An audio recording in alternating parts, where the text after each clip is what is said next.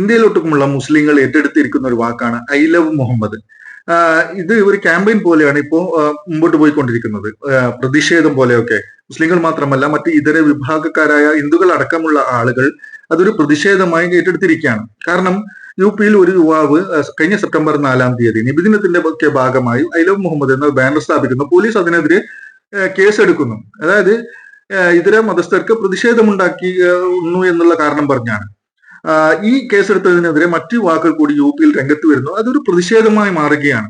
അപ്പൊ ഈ 153A പ്രകാരമൊക്കെ കേസെടുക്കുന്നത് സാധാരണ മതസ്പർദ്ധയുണ്ടാക്കി, അതായത് മറ്റ് ഇതര വിഭാഗത്തിനെ അവഹേളിക്കുന്നെങ്കിലൊക്കെയാണ് ഈ ഒരു വകുപ്പ് പ്രകാരം കേസെടുക്കുക. ഇത് സ്വന്തം മതത്തിൽപ്പെട്ട ഒരു ബാനർ സ്ഥാപിച്ചു എന്നതിന്റെ പേരിലാണ് പോലീസ് ഇപ്പോൾ ഈ കേസെടുത്തിരിക്കുന്നത്. അങ്ങനെയാണെങ്കിൽ ഇത് ദൂരവ്യാപകമായ ഒരു പ്രത്യാഘാതം ഉണ്ടാക്കുന്ന ഒരു സംഭവമാണ്. കാരണം ഇനി ഭാവിയിൽ തൊപ്പിധരിച്ചതിനും താടി വെച്ചതിനും അല്ലെങ്കിൽ പിന്നെ ബാങ്ക് കൊടുക്കുന്നതിനും നിസ്കരിക്കുന്നതിനൊക്കെ മറ്റു ഇതര വിഭാഗക്കാർക്ക് പ്രതിഷേധമുണ്ടാക്കുന്നു എന്ന് പറഞ്ഞ് പോലീസ് കേസെടുക്കാൻ തുടങ്ങിയാൽ, അപ്പോ ഒരു സംശയിക്കേണ്ട ഒരു വസ്തുത, യു പി സർക്കാർ ഇപ്പോൾ പോലീസിനെ ഉപയോഗിച്ചുകൊണ്ട് ഈ തുടങ്ങി വെച്ചത് ഇത് തീർച്ചയായും ഒരു ഇവരുടെ അജണ്ടയുടെ ഭാഗമാണോ എന്ന് സംശയിക്കേണ്ടിയിരിക്കുന്നു. കാരണം ഇങ്ങനെ ഒരു തുടക്കമിട്ടുകൊണ്ട് ഇപ്പോൾ ഇത് മറ്റ് ഭാഗങ്ങളിലേക്ക് കൂടി ഇങ്ങനെ കേസുകൾ എടുക്കുന്നതിന് വേണ്ടി പ്രേരിപ്പിക്കാൻ വേണ്ടി തുടക്കമിട്ടതാണോ യോഗി സർക്കാർ എന്ന് സംശയിക്കുന്നുണ്ട്.